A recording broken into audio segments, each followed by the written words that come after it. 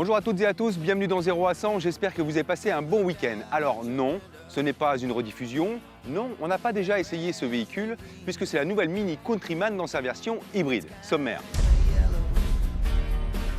La Mini Countryman hybride est à l'honneur aujourd'hui dans 0 à 100, essais et surtout nos impressions. Suite de notre sujet sur l'assurance, du sport et du luxe avec la Lamborghini Huracan.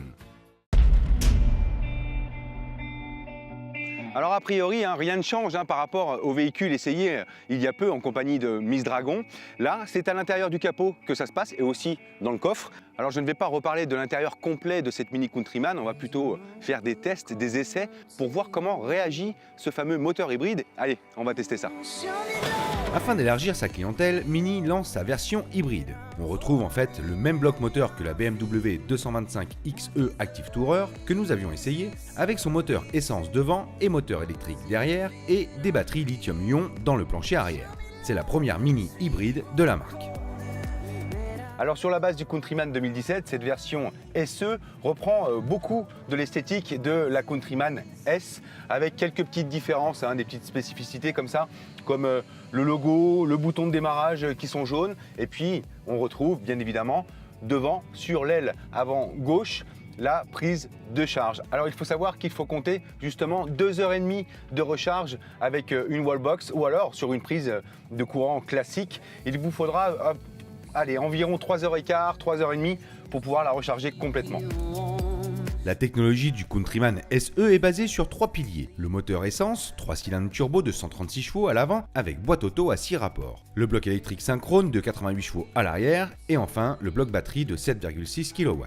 La puissance cumulée atteint 224 chevaux et la transmission est partiellement 4x4 all-4 comme ils disent, 4 roues motrices car le moteur électrique entraîne les roues arrière quand il se déclenche. Attention donc, le Countryman hybride n'est 4x4 que s'il lui reste suffisamment de batterie. Pour cela, il faut jouer avec les 3 modes de conduite.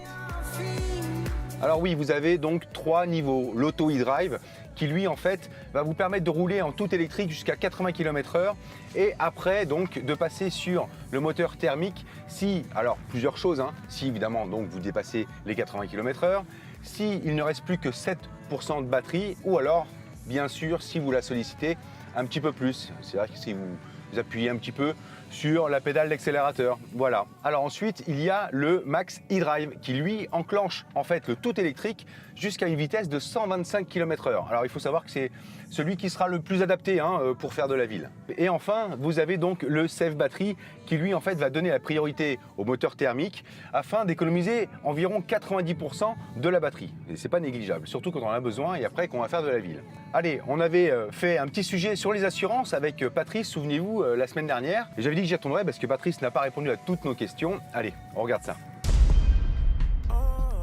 Patrice, rebonjour. Nous revoilà, on t'embête encore un petit peu. Pas du tout. Désolé, mais c'est vrai qu'on a quand même beaucoup de questions. C'est vrai que c'est important l'assurance. On va rentrer un petit peu plus dans le vif du sujet. Alors, est-ce qu'on doit négocier son contrat, sa prime? Je sais que c'est une question un peu plus délicate. C'est comme les banques, aujourd'hui on négocie son crédit aussi. Est-ce qu'avec les assureurs, pareil, est-ce qu'on peut négocier avec vous et de quelle manière? De quelle manière? Il faut faire jouer la concurrence, bien sûr. Oui. Il n'y a pas d'autre manière. Bon, maintenant, il n'y a pas toujours le prix qui compte, ce sont les garanties. Il y a des options, il y a aussi le service, la réputation de l'assureur. En tout risque, il y a la valeur conventionnelle. Tous les assureurs ne le font pas. C'est-à-dire que pendant un certain temps, l'assureur va garantir le prix catalogue au jour du sinistre, même s'il y a 1 an ou 2 passés, sans abattement. Donc il n'y a pas que le prix en fait, c'est vraiment toutes les options qu'il y a autour qui sont importantes en fait. Il y a l'assistance en Polynésie? L'assistance en Polynésie, oui.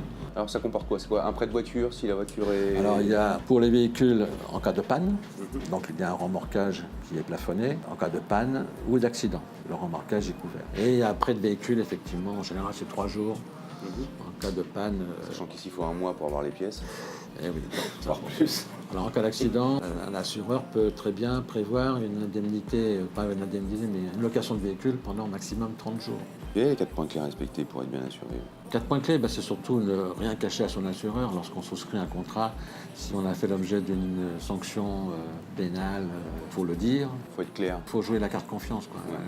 Quand l'assurance, c'est un contrat de confiance. L'assureur accepte de couvrir un risque dans la mesure où on ne dissimule pas des choses. Il y a le fait de bien cerner ses besoins.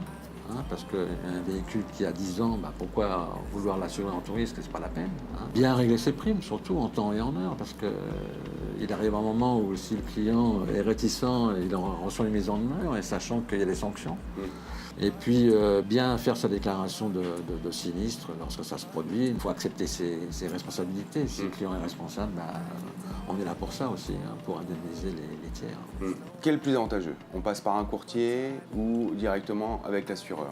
Le courtier a un rôle, donc c'est de rechercher le meilleur prix pour le client, les meilleurs prix et les meilleures garanties pour le client.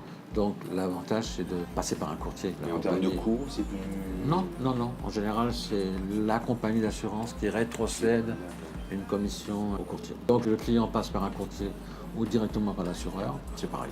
C'est pareil, sauf que ça lui évite en fait de passer par toutes les assurances. Le courtier fait le travail à sa place. C'est ça, c'est ça. Si demain je change d'assureur, je garde mon bonus ou ça repart de zéro? L'assureur que le client quitte délivre un relevé d'information où c'est stipulé le bonus acquis et les éventuels sinistres enregistrés. Donc ça nous suit en fait. Absolument. Merci beaucoup Patrice. Mais de rien. À bientôt. Attendu. Alors côté performance, cette Mini Countryman SE n'est pas en reste non plus, puisqu'elle est plus rapide que la Countryman S. Elle affiche le 0 à 100 par exemple en 6 secondes 8 seulement, malgré ces fameux 130 kg supplémentaires, dus évidemment aux batteries que nous avons dans la malle arrière. Alors par contre, faute de place due aux batteries, vous n'aurez pas le système de suspension pilotée. Mais franchement, je préfère gagner sur la conso que sur le système de suspension pilotée, surtout pour ici. On fait essentiellement de la ville. Allez, on monte un petit peu, même si c'est un système all-4. Et encore le all-4 quand les batteries sont en pleine charge, d'accord? Ça, faut pas l'oublier. Voilà, franchement. Alors là, l'essai qu'on va voir maintenant, la conso, elle, c'est pas son fort. Alors, à la limite, je pense que ça nous est égal en fait, quand on est à son volant. C'est la Lamborghini Huracan. Allez, regarde.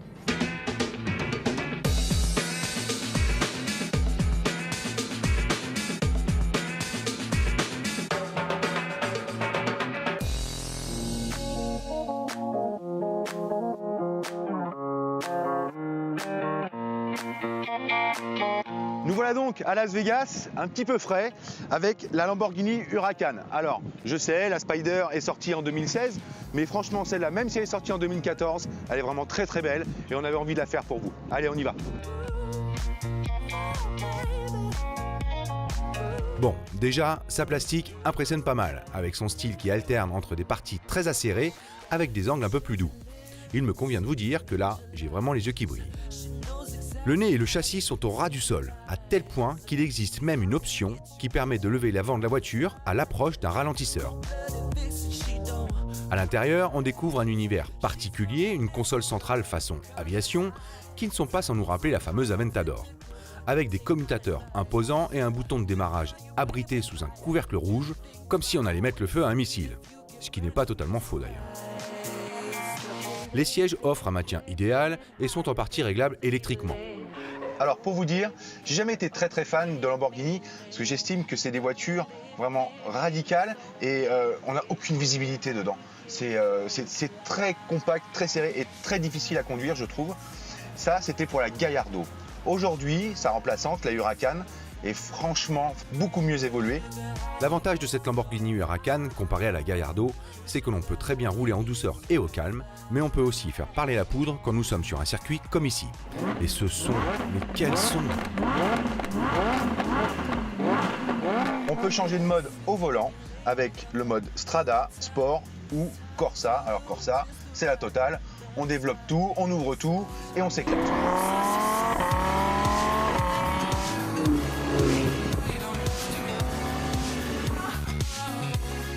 Alors cette petite LP 610, comme son nom l'indique, fait 610 chevaux. C'est un moteur 5 litres 2 V10 à injection directe. On a une boîte automatique séquentielle à double embrayage de 7 rapports. Pour la petite info, de 0 à 100 en 3 secondes 2.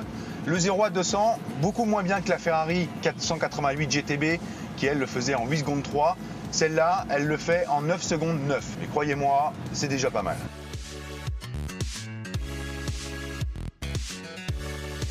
La tenue de route a été améliorée. On est en 4 roues motrices, donc croyez-moi, c'est beaucoup mieux. Alors il faudra une très longue ligne droite pour vous montrer la vitesse de pointe de cette Lamborghini, mais elle peut aller jusqu'à 325 km/h. C'est quand même impressionnant. Alors là, je suis en mode Strada, on roule tranquille. On est sur une consommation donc de 12 litres au 100. Mais si je descends sur le mode sport et le mode Corsa, comme je viens de le faire, déjà, c'est pas la même. On va monter jusqu'à 44 litres au 100.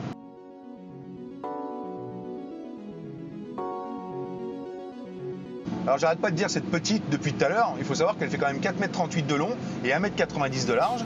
Et son petit poids est de 1 tonne 420. Ça va.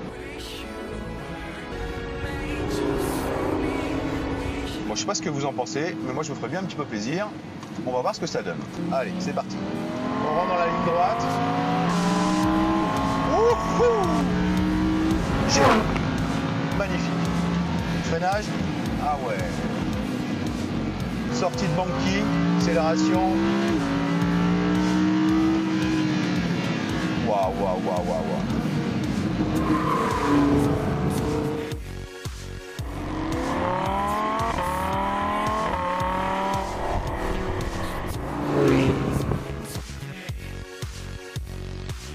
Je vous disais qu'au début, j'étais pas très Lamborghini et franchement, ils sont vraiment améliorés. La visibilité reste toujours aussi chaotique. On n'y voit rien dans cette voiture.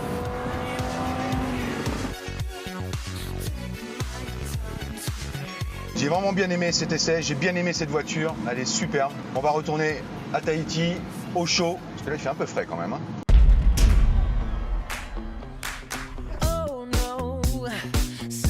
De retour au volant de notre essai du jour, la Mini Countryman dans sa version hybride. Alors oui, qui dit hybride dit aussi réduction de place au niveau de la malle arrière. 45 litres de moins que la Countryman S, franchement, ça passe. Et pareil, côté réservoir, on a un réservoir de 36 litres seulement. Alors bon, on est avec une voiture hybride, on est en Polynésie, pas beaucoup de routes, ça suffit pour de la ville, donc je pense que c'est amplement, mais même largement nécessaire, on n'a pas besoin de plus. Allez, notre émission se termine, je vous souhaite une excellente semaine, comme d'habitude, soyez très prudents sur la route. On se retrouve dimanche prochain, 17h40 sur TNTV. Allez, bye.